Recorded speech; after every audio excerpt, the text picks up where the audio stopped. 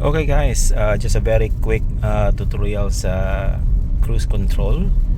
So here's how it works. So as long as you're above 30 km/h, you can activate it here by pressing this one, and the cruise control sign will show up in your dash.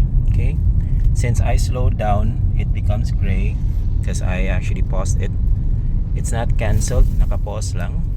So if you're still above 30, when you press this scroll here in the left, your cruise control activates again and it goes up by 1. Then I press brake again kasi it medyo traffic. And if I go up, if it's not above 30, it will give you that warning that it's not meeting conditions. Okay. Now, for Kia Sonet, this is not active cruise control, meaning it will not adjust to the front car or the car ahead of you. So it's manual. So manual cruise control again involves this scroll up and down, so you can increase the speed of your cruise control. Right now, again, since we are on a complete stop, the cruise control is still grayed out, and I'll show you a little bit more. Okay, we're running again on speed, and we're above 30. Cruise control is still on gray. I'll press the scroll up, it becomes green. Let me stop it again. And to stop, by the way, while on running without you reducing speed, you can just press the scroll button here, press it in the center, and it will pause. And right now I don't have cruise control. If I want to activate it back, I'll just scroll up and the cruise control is now again activated, right? If you want to increase more, you can press this.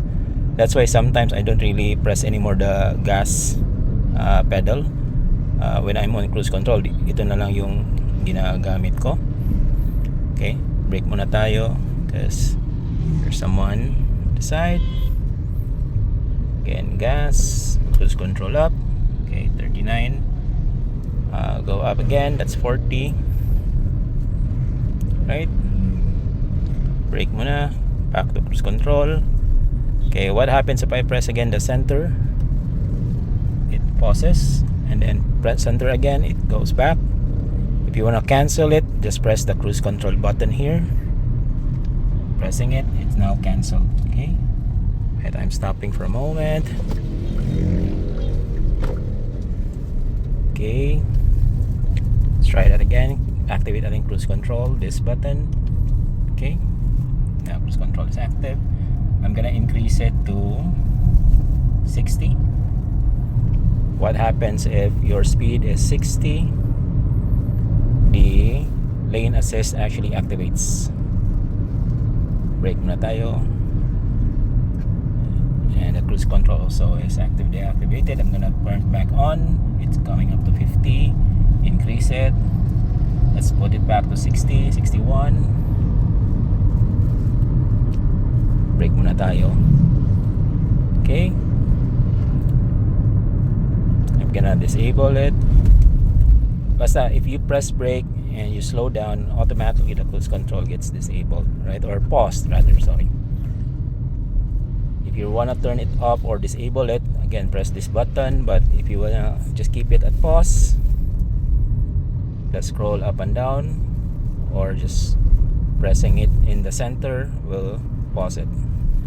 I'm gonna use cruise control again. Increase it a little bit.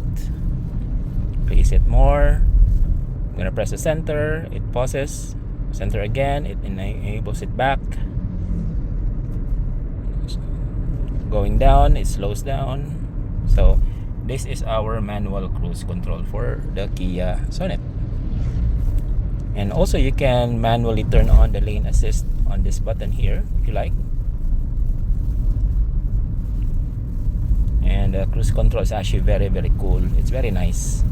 Again, even if it's not active cruise control, it is still very nice to have, right? I'm gonna stop it because I'm about to slow down. And tayo. Alright, that's it guys. Thank you.